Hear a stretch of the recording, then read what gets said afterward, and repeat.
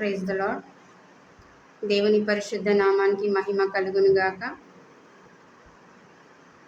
ప్రతి ఒక్కరిని ప్రేమపూర్వకంగా ఈ లైవ్లోనికి ఆహ్వానిస్తున్నాను.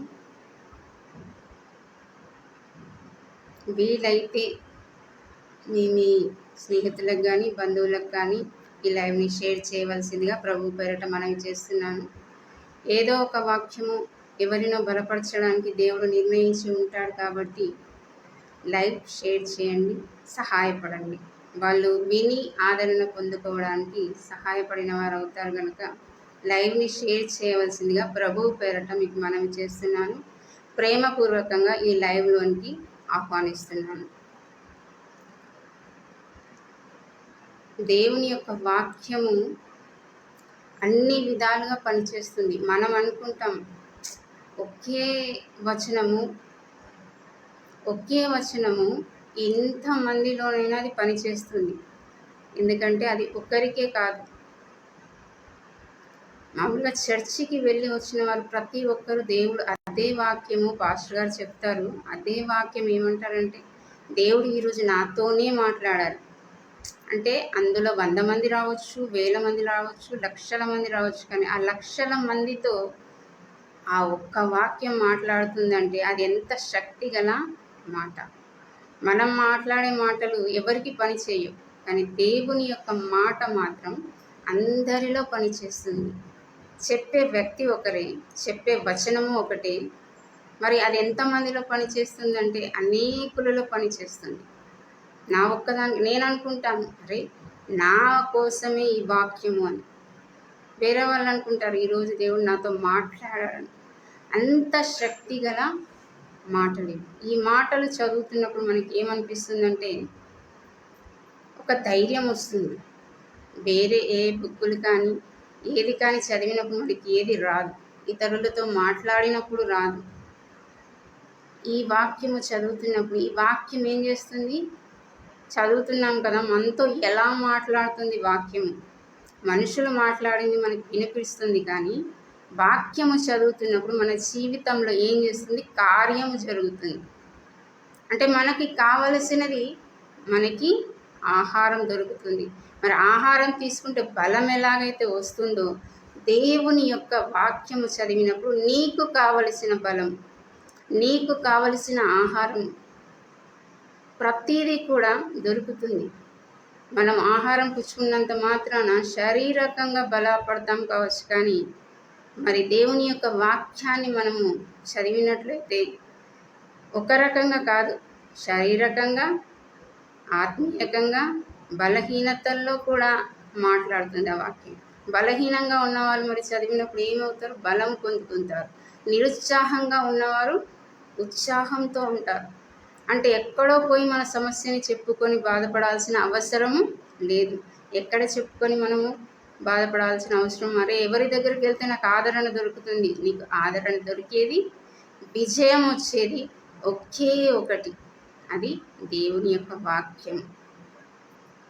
ఆ వాక్యము చదువుతున్నప్పుడు నిజంగా మనము మనస్ఫూర్తిగా చదివితే అది ఎలా అర్థం అవ్వాలో, ఎలా నడిపించాలో మనకి నేర్పిస్తుంది. ఆది యందు వాక్యం ఉండెను, ఆ వాక్యము దేవుడై ఉండెను. మరి మన దేవునితోటే ఉన్నాం. మనం ఆ సహవాసంలో ఉన్నప్పుడు మనల్ని బలపరిచేది ఎవరు? దేవుడే. వాక్య రూపంలో బలపరుస్తున్నాడు ఆయన. మరి ప్రతి ఒక్కటి విశ్వాసమే విజయము. విశ్వాసము += విజయము. మరి బయట చూస్తే మనకి విజయం రావాలంటే పట్టుదల, అంటే దేంట్లోనైనా ఒక కసి ఉంటే ఏమొస్తుంది? విజయం వస్తుంది. చదువులో అయినా ఉద్యోగాల్లో అయినా ఒక కసితో చేస్తాం, కానీ ఇక్కడికి వచ్చే వరకు ఏంటంటే మనకి కసి ఉండదు. వచ్చే దగ్గర కసి లేదు, రాని దగ్గర మనం పట్టుదలతో కసితో ఏది చేసినా దేవుడు చేస్తేనే కార్యాలు జరుగుతాయి. మనం అనుకుంటాం నా కృషి నా పట్టుదలతో నేను పైనకు వచ్చాను, నేను చదివాను, నేను ప్రతీది చేశానని మనం అనుకుంటాం. కానీ దేవుని యొక్క కృప మన ఎడల లేకపోతే, దేవుని యొక్క సన్నిధి మన ఎడల లేకపోతే మనం చేసే ప్రయత్నాలన్నీ వృధా. అప్పుడు మనకి తెలియదు నేను ఇంత కష్టపడ్డాను. ఒకవేళ విజయం పొందుకుంటే నాది, నేను చదివాను కాబట్టి, నేను చేశాను కాబట్టి నేను ఈ స్థితిలో ఉన్నాను.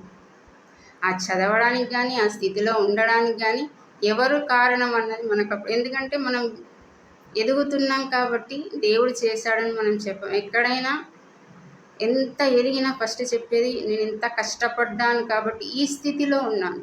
నీ కష్టం వెనుక ఎవరున్నారు?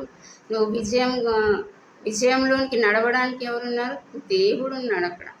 అంటే నీకు అప్పుడు కనిపించడు దేవుడు విజయ పదంలో నడవడానికి. మరి మనం ఇలా ఆత్మీయంగా చూసుకుంటే మనకు కావాల్సింది విశ్వాసం. విశ్వాసము లేకుండా దేవుడికి ఇష్టడై ఉండుట అసాధ్యము. ఆయన ఉన్నాడనియో ఆయన చేస్తాడనియో మనం నమ్మితే కార్యాలు జరుగుతాయి. విశ్వాసము ఉంటే ప్రతిదీ జరుగుతుంది. మరి మొదటి సమూయేలు గ్రంథము 1వ అధ్యాయము 17వ వచనం నుండి చూస్తే హన్నా ఆమె విశ్వాసంతో ఏం చేసింది? మొరపెట్టింది దేవుడికి.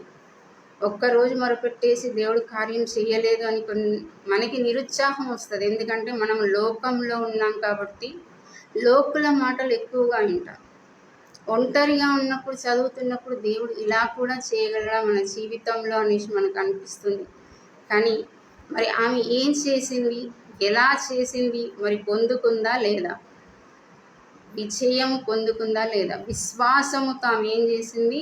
ప్రార్థన చేసింది, ఏడ్చుకుంటూ చేసింది, మొరపెట్టింది. ఎలా మొరపెట్టింది? లబోదిబమని మొరపెట్టలేదు ఆమె. నలుగురిలో కూర్చొని ఎడవలేదు.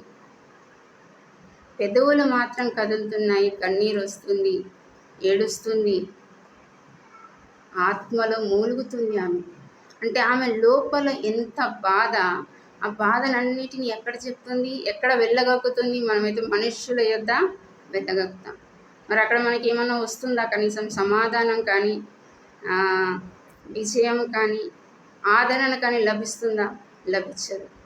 కేవలం ఆదరణ లభించేది అక్కడ దేవుని దగ్గర. మరి ఆమె ఎక్కడ మొరపెట్టాలో ఆమె అక్కడ మొరపెట్టింది. ఎన్నో నిందలు, అవమానాలు, చాలా మరి గొడ్రాలు అంటే చాలా వేదన. ఆమె ఎంతగా బాధపడిందో అంత కసిగా ఆమె మొరపెట్టింది. అంత కసిగా ఆమె మొరపెట్టింది, ప్రార్థన చేసింది. మత్తురాలై ఉన్నారు అంటే ఆమె ఎంత లీనమైపోయింది ఆత్మలో, చాలా లీనమైపోయింది. అసలు ఆమెకి తెలియకుండానే అంత ప్రార్థనలో దేవునితో ఏడ్చుకుంటూ మరి ఒక కుమారుని ఇవ్వమని చెప్పింది ఆమె.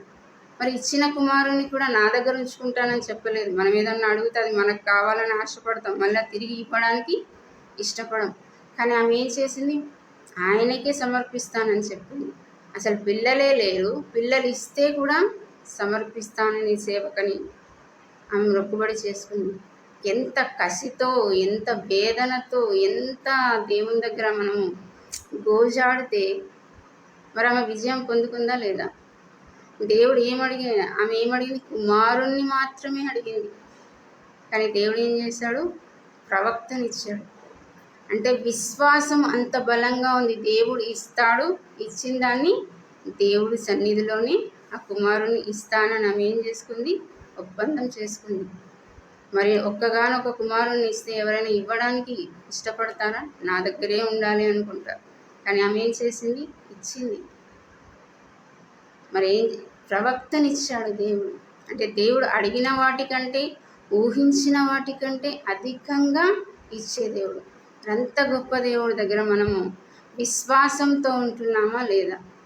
విశ్వాసము, ఆవగించే విశ్వాసం ఉన్న ఎడల ఏదైనా జరుగుతుంది. కానీ మనుష్యులం కాబట్టి కొంచెం త్రొట్టిల్తాం. మరి త్రొట్టిల్లామని చెప్పి దేవుడు మనల్ని త్రోసివేయడు.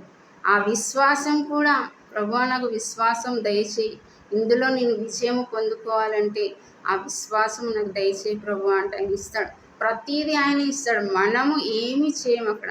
కేవలము ఆయనపై భారం వేసి ఆయననే అడగాలి. విశ్వాసం దయచేయి ప్రభువా, నేను త్రొట్టిల్లకుండా, నేను బాధపడకుండా, భయపడకుండా, విశ్వాసం ఇచ్చేది ఆయనే, విజయం ఇచ్చేది ఆయనే. అంటే సమస్తమును ఆయనే చేస్తున్నాడు, మనం ఏం చేయట్లేదు. బలము పొందుకోవడానికి ఆయన అడుగుతున్నాం. మరి ఇవ్వనని ఆయన చెప్పట్లేదు కదా, ఇస్తున్నాడు. మరి ఎంత గొప్ప విశ్వాసం ఉంటే ఆ గొప్ప ఆ గొప్ప విశ్వాసం మనల్ని ఎక్కడికి నడిపిస్తుంది? విజయంలోనికి నడిపిస్తుంది.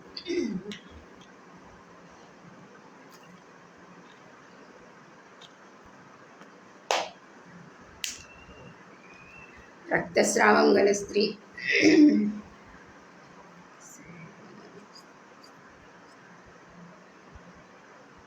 దయచేసి ఈ లైవ్ని చూస్తున్న ప్రతి ఒక్కరు లైవ్ని షేర్ చేయవలసిందిగా ప్రభు పేరుతో మనం చేస్తున్నాము. రక్తస్రావం గల స్త్రీ కూడా ఆమె ఎన్ని సంవత్సరాలు బాధపడింది? 12 సంవత్సరాలు. తిరిగింది అలసిపోయింది. మరి ఆమె ఏం చేసింది? విశ్వాసముతో ప్రభు యొక్క వస్త్రపు చెంగును ముట్టాలని ఆశతో బయటకు వచ్చింది. ఆశ గల ప్రాణాన్ని ఏం చేస్తాడు దేవుడు? తృప్తిపరుస్తాడు. ఆశ కలిగిన ప్రతిదాన్ని ఆయన నెరవేరుస్తాడు. మరి ఆమె ఏం చేసింది? వస్త్రపు చెంగును ముట్టినప్పుడు ప్రభావము బయటికి వచ్చింది, స్వస్థత పొందుకుంది. అదే ఆమెలో విశ్వాసము లేకుండా అవిశ్వాసం ఉండి ఉంటే ఆ కార్యం జరిగేది కాదు. అంటే మనం ఉంటాం 50% విశ్వాసం ఉంటే 50% ఏముంటుంది? అవిశ్వాసం ఉంటుంది. ఆ అవిశ్వాసాన్ని మనం కొట్టేసి విశ్వాసంలో ఉంటే ఖచ్చితంగా దేవుడు కార్యం చేస్తాడు. మరి ఆమె వెంటనే పొందుకుంది. ఆ విశ్వాసం ఏం చేసింది? స్వస్థతలోనికి నడిపించింది. ఇక్కడ హన్నా విశ్వాసం ఏం చేసింది? ఘనతలోనికి నడిపించింది. అంటే ఆమె ఘనహీనురాలుగా ఎంచబడ్డది. అక్కడ ఘనహీనురాలుగా చూశారు, ఎందుకంటే పిల్లలు లేరు. ఘనహీనురాలుగా చూసి మరి దేవుడు ఏం చేశాడు? ఘనతగా చేశాడు ఆమెని. ఇక్కడ ఈమె విశ్వాసం ఏం చేసింది? స్వస్థతలోనికి నడిపించింది. అనారోగ్యంతో బాధపడింది, వేదన పడింది, దుఃఖపడింది. కానీ దేవుడు ఏం చేశాడు? ఆ విశ్వాసాన్ని, ఆ ప్రభావం వెంటనే బయటికి వెళ్ళి ఆమెని స్వస్థపరిచింది, స్వస్థతలోనికి నడిపించింది. మరి ఇక్కడ ఘనతలోనికి నడిపించింది. గొడ్రాలు అన్న మాట తీసివేసి మరి ఏమిచ్చాడు దేవుడు? చక్కటి కుమారునిచ్చి ఒక ప్రవక్తకి తల్లిగా ఇచ్చాడు. ఎంత గొప్పగా ధన్యతలు ఇస్తున్నాడు దేవుడు. ఆమె అన్ని సంవత్సరాలు కష్టపడ్డది, బయటికి రాకుండా ఒంటరిగా ఎన్ని వేదనలు పడి ఉంటుందో. కానీ దేవుడు స్వస్థపరిచాడు. ఆయన స్వస్థపరిచే దేవుడు, ఘనతనిచ్చే దేవుడు, విజయాన్ని ఇచ్చే దేవుడు. ఆయనతో మనం నడిస్తే, మనం ముందు కాదు, ఆయనను ముందు పెట్టుకొని మనం నడిస్తే మన జీవితంలో అపజయం అన్నది ఉండదు. మనం ఎప్పుడైతే ఒక అడుగు వెనక్కి వేస్తామో అప్పుడు కొంచెం అలజడి వేస్తుంది, కానీ దేవుడు చెయ్యి విడిచిపెట్టేవాడు కాదు. ఆమె స్వస్థత పొందుకుంది. మరి స్వస్థత ఎన్ని వాడినా రాలేదు, కానీ దేవుని యొక్క వస్త్రపు చెంగు ముట్టినంత మాత్రాన మరి స్వస్థత పొందుకుంది. అంటే ఆమె విశ్వాసం ఎంత బలంగా ఉంది. అన్నీ వాడింది, విసిగిపోయింది. ఇప్పుడు కూడా మనం అటు ఇటు తిరుగుతాం, విసిగిపోతాం. ఇంకా నా జీవితము అయిపోయింది. జీవితాన్ని ముగించడానికి కాదు దేవుడు మనకి ఇచ్చింది. ఆ జీవితాన్ని ఫుల్ఫిల్ చేసినప్పుడు అప్పుడు దేవుడు తీసుకెళ్తాడు మనం. అంటే ఇదిగో ఈ ఆయుష్యం మనకి ఇంతవరకే నా జీవితం అని మనం అనుకుంటాం. అంటే మనకు వచ్చిన శ్రమను బట్టి మనకన్నా ఎక్కువ శ్రమలు అనుభవించారు ఆయన, మన కోసం వచ్చారు. మరి ఆమె స్వస్థత పొందుకుంది అంటే ఆమె విశ్వాసంలో ఎంత బలముగా నిలకడగా ఉంటే అంతమందిని దాటుకొని వచ్చి వస్త్రపు చెంగు ముట్టింది. ఇక్కడ మనం కూడా వెళ్తాం ఎక్కడికైనా, కానీ అంత జనాలలో మనం ముందుకు వెళ్ళాలంటే కొంచెం సిగ్గు ఉంటుంది. అందరిలో నాకు ఈ అనారోగ్యం ఉంది అని చెప్పడానికి భయము ఉంటుంది. కానీ ఆమె ఏది చూసుకోలేదు, ఎవరిని చూసుకోలేదు. వెళ్ళి విశ్వాసంతో ఏం పొందుకుంది? స్వస్థత పొందుకుంది. అది ఒక విజయము. అన్ని సంవత్సరాలు లేని విజయము దేవుని దగ్గరకు వచ్చినప్పుడు మరి ఆ విజయం వచ్చింది. మరి ప్రతిదీ కూడా పక్షవాయువు గల వ్యక్తిని ఎలా తీసుకువచ్చారు? వాళ్ళ విశ్వాసంతో ఆయన పరచబడతాడని చెప్పి, స్థలము లేకపోయినా, తీసుకురావడానికి మార్గము లేకపోయినా కూడా ఇంటి పైకప్పును తీసి మరి ఆ మంచాన్ని కిందికి వేశారు. మరి అది విశ్వాసమే కదా. విశ్వాసం లేకుంటే అంత చేయాల్సిన అవసరం లేదు. నలుగురు మనుషులు తీసుకురావడము, ఆ నలుగురు మనుషులు తీసుకువచ్చి పైన కప్పు తీసి లోపల స్థలము లేకపోయినా కూడా మరి ఆ విశ్వాసము స్వస్థపరుస్తుందా లేదా? ఆ విశ్వాసము స్వస్థపరుస్తుంది. ఎందుకంటే ఆ విశ్వాసమే మనం ఎక్కడైనా బయట ఏదైనా చేయాలన్నప్పుడు మనకి పట్టుదల ఉంటేనే మనం సాధించగలం. మరి ఇక్కడ విశ్వాసం ఉంటే ప్రతీదీ చేసుకోగలం. పట్టుదల అని కాదు, బయట అయినా మన దైనందిన జీవితంలో అయినా ఆత్మీయంగా అయినా ఎక్కడైనా కూడా దేవుని యందు విశ్వాసం ఉంచితే మనకి సమస్త కార్యాలు సాధ్యం. మరి సాధ్యపరిచేవాడు మనలోనే ఉన్నాడు, ఎక్కడో లేదు. కానీ మనలో ఏముంది? కొంచెము భయం, కొంచెము అల్ప విశ్వాసం, కొంచెము ఇంకేముంటుంది, అల్లజడి. ఒక్క నీటి బిందువును ఇలాగ వేస్తే అది అనేకమైన చిన్న చిన్న బిందువులాగా వస్తుంది. అంటే ఒక్కటే మనలో ఇలా వేసినప్పుడు హృదయంలో ఆ ధైర్యం ఉన్నప్పటికీ ఆ ఒక్క అనుమానం అన్నది ఏం చేస్తుందంటే ఆ హృదయాన్ని మొత్తం అనుమానంతో నింపేస్తుంది. ఆ అనుమానం మనల్ని ఏం చేస్తుంది? అనేక విధాలుగా ఆలోచించేలా చేస్తుంది. అనుమానానికి ఎప్పుడైతే మనం తావియ్యమో, అనుమానం లేనప్పుడు విషయంలోనికి వెళ్తాం. మనం ధైర్యంగా ఉంటాం, సమాధానంగా ఉంటాం, దేవుని మీద భారం వేస్తాము, విశ్వాసంలో ఉంటాము. ఇవన్నీ పట్టుదలతో ఉంటాము. దేవుడు సమస్తమును చేయగలడన్న పట్టుదలతో ఉన్నప్పుడు మనం ఏమైపోతుంది? చక్కగా మనం ఏం చేస్తాం? విజయములో ఉంటాం. అంటే ప్రతిదాన్ని జయించే శక్తితో ఉంటాం. మనం కృషించిపోయినప్పుడు మనం ఏమీ చేయలేము. అందుకే దేవుని యొక్క మాటలు కానీ, ఆదరణ మాటలు కానీ మనం వింటూ ఉండాలి తప్ప లోకం వైపు చూస్తూ లోకంలో మాటలు మనం విన్నప్పుడు మనం ఒక్క ఇంచు కూడా విశ్వాసంలోనికి వెళ్ళలేము. ఒక అడుగు కూడా మనం అసలు ఏం వెయ్యాలో తెలియదు. నువ్వు గట్టిగా నమ్మితే సమస్తమును సాధ్యమే. సాధ్యపరచువాడు ఆయనే, విశ్వాసం ఇచ్చేవాడు ఆయనే, స్వస్థత ఇచ్చేవాడు ఆయనే, విజయం ఇచ్చేవాడు ఆయనే. ప్రతీది ఆయన దగ్గర ఉంది. మరి ఆయన దగ్గర ఉన్నప్పుడు మనం ఎక్కడ ఉన్నాం? ఆయనలో ఉంటూనే లోకం వైపు ఆలోచిస్తున్నాం. లోకం వైపు ఆలోచించకుండా ఏక దృష్టితో, ఏక మనస్సుతో మరి దేవుని పైన ఏం చేయాలి? సమస్త భారం, ప్రయాసపడి భారం మోసుకుంటున్న జనులారా నా యొద్దకు రండి అన్నాడు ఆయన.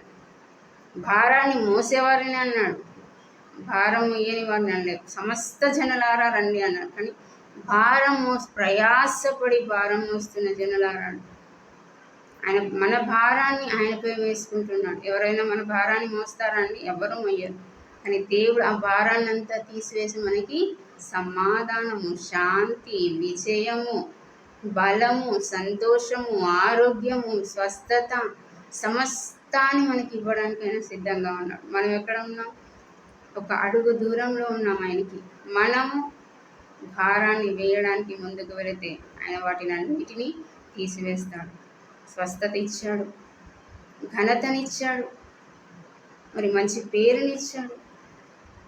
ప్రవక్తకి తల్లిగా ఒక మంచి పేరు వచ్చింది. అన్ని రోజుల అవమానము ఆ పేరు రాగానే ఏమైపోయింది? పోతుంది. మనం కూడా ఎన్నో కష్టపడతాం. ఒక చిన్న పేరు రాగానే ఆ పాతవన్నీ ఎవరు గుర్తుపెట్టుకోరు. ఇప్పుడున్న ప్రజెంట్ సిచ్యువేషన్ చూస్తారు. అరే ఒకప్పుడు ఎలా ఉండి ఇప్పుడు ఎలా ఉన్నారు. అది చేసేది సమస్తం దేవుడు అండి. సమస్త భారాన్ని ఆయనపై వేసి విశ్వాసంతో వేయాలి. అవిశ్వాసంతో వేసినప్పుడు మనము పడిపోతాం, కృంగిపోతాం. కానీ విశ్వాసంతో దేవునితో నడిస్తే, విశ్వాసంతో మనం ఉంటే ఏది కూడా మనల్ని కదల్చలేదు, ఇంచు కూడా కదల్చలేదు. మరి పాలు తేనెలు ప్రవహించే దేశానికి వెళ్ళడానికి అనేకులు వెళ్ళి చూసి వచ్చారు. కానీ అక్కడ బలాఢ్యులు ఉన్నారని వెనక్కి వచ్చారు. కానీ దేవుడు సమస్తమును చేయగలడని యెహోషువ, కాలేబు వాళ్ళని ధైర్యపరిచి తీసుకున్నప్పుడు ఎవరు వెళ్ళారు? పాలు తేనెలు ప్రవహించే దేశానికి యెహోషువ, కాలేబు వెళ్ళారు. అంటే దేవుడు చేసిన కార్యాలు మనం చూస్తాం. ఇశ్రాయేలీలు ఎంత చూసినానో, ఎంత వాళ్ళు డైరెక్ట్గా దేవుని చేసిన ప్రతి దానిని అనుభవించిన ప్రతిసారి సనుక్కుంటూ గునుక్కుంటూ దేవుడు ఏం చేయలేదు అని చెప్పాడు. కానీ మరి దేవుడు ప్రతీదీ కూడా చేస్తూనే ఉన్నాడు. వాళ్ళ జీవితంలో గొప్ప కార్యాలు కళ్ళారా చూశారు వాళ్ళు. మనం అనుభవిస్తున్నాం, వాళ్ళు చూశారు. మనం దేవుని మొరపెట్టినప్పుడు, దేవునికి ప్రార్థన చేసినప్పుడు మనకు కావాల్సిన ప్రతీదీ ఆయన అనుగ్రహిస్తున్నాడు. వాళ్ళైతే డైరెక్ట్గా చూసి కూడా అల్ప విశ్వాసంతో ప్రతిసారి సనుగుతూనే ఉన్నారు. అంత ఆశీర్వాదంతో దేవుడు తీసుకువచ్చారు. ఎండ దెబ్బ లేదు, వెన్నెల దెబ్బ లేదు, కాళ్ళకి కనీసం కాయలు కూడా కాయలేదు, చెప్పులు అరిగిపోలేదు, బట్టలు పాతగిల్లలేదు. మరి అలాంటిది మనం చదువుతున్నప్పుడు మనకి ఏమనిపిస్తుంది? మన సమస్యల్లో నుండి దేవుడు అవి చదువుతున్నప్పుడు మనకు వచ్చేది ఏంటంటే ఆదరణ, దేవుడు చేస్తాడన్న నమ్మకము, విశ్వాసం వస్తుంది. మరి అది రావాలంటే మనం ఏం చేయాలి? వాక్యం చదవాలి. ఆ వాక్యము ఒక్కసారి కాదు, ఒకసారి చదివితే ఒక రోజులో ఒకలాగా అర్థమవుతుంది. చదువుతూ ఉంటే దేవుడు చేసిన గొప్ప కార్యం. ముందు ఎర్ర సముద్రం, వెనక ఫరో సైన్యం. నీకు అలాంటి సమస్య ఉన్నా, అలాంటి పరిస్థితి ఉన్నా, చెక్కు చెదరని విశ్వాసం నీకుంటే దేవుడు ప్రతి దానిని ఎరికో గోడలు కూల్చివేసినట్టు, ఎర్ర సముద్రాన్ని పాయలు చేసినట్టు ప్రతి ఒక్కరి జీవితంలో ఉన్న సమస్యలు, ఆరోగ్య సమస్యలు, ఆర్థిక సమస్యలు, బలహీనతలు, నిందలు, అవమానాలని అలా చీల్చివేసి గొప్పగా ఆశీర్వదించి దీవించి ఆయన ప్రతి ఒక్కటి జీవితంలో చేసి సమృద్ధితో నింపి ఆశీర్వదించుగాక. అస్వస్థతగా ఉన్నవారు స్వస్థత పొందుకుంటారు నమ్మితే, అనారోగ్యంగా ఉన్నవారు ఆరోగ్యం పొందుకుంటారు, సమాధానం లేని వారు సమాధానం పొందుకుంటారు. ప్రతి ఒక్కటి చేయగల సమర్థుడైన. అందుకే మనం దేవుని యందు విశ్వాసం ఉంచినప్పుడు మనం సమస్త విషయాలలో విజయం సాధిస్తాం. స్వస్థత అంటే విజయమే, ప్రతీదీ విజయమే. మరి వాళ్ళ విశ్వాసము వారిని ఏం చేస్తుంది? విజయంలోనికి నడిపించింది. దేవుడు కూడా ప్రతి ఒక్కరిని విశ్వాసంతో నింపి విజయంలోనికి నడిపించి వారిని దీవించి ఆశీర్వదించుగాక. దేవుడి వాక్యాన్ని దీవించి ఆశీర్వదించుగాక. ప్రార్థించుకుందాం. మహాపరిశుద్ధుడైన మా ప్రియ పరలోకపు తండ్రి, నీ అతి శ్రేష్టమైన, ఉన్నతమైన, ఘనమైన నామానికి వేలాది వందనాలు, స్తుతులు, స్తోత్రాలు చెల్లిస్తున్నాను ప్రభు. అవును తండ్రి, విశ్వాసంలో కృంగిపోకుండా, విశ్వాసంలో వెనక్కి తగ్గకుండా నా తండ్రి, విశ్వాసంలో ముందుకెళ్తున్నా తండ్రి, విశ్వాసంలో ముందుకెళ్ళి విజయాన్ని పొందుకునే కృపను ప్రతి ఒక్క బిడ్డకు అనుగ్రహించండి ప్రభా. ప్రతి ఒక్క బిడ్డకి ధైర్యాన్ని ఇవ్వండి, ఆదరణ ఇవ్వండి ప్రభా. మీరే ప్రభా ముందుండి ప్రతి ఒక్కరిని నడిపించండి నా తండ్రి. ఎవరెవరైతే బలహీనతల్లో ఉన్నారో, ఎవరెవరైతే అప్పుల్లో ఉన్నారో, ఎవరెవరైతే బాధల్లో ఉన్నారో, నా దేవుడికి సమస్తము సాధ్యము అనే సమస్తాన్ని తీసివేసి నన్ను ఆశీర్వదిస్తాడన్న విశ్వాసాన్ని ప్రభా అని వారికి దయచేయండి ప్రభా. ఎవరికి ఈ వాక్యం అవసరతగా ఉందో ప్రభా, వారి యొద్దకు చేర్చిన తండ్రి బలము పొందుకునే కృపను అనుగ్రహించి దీవించి వారిని ఆశీర్వదించి మీరు మహిమ పొందమని నజరేయుడైన సర్వశక్తి గల యేసు క్రీస్తు నామమున ప్రార్థిస్తున్నాను తండ్రి. ఆమేన్. God bless you. దేవుడు మిమ్మల్ని అందరినీ దీవించి ఆశీర్వదించును గాక.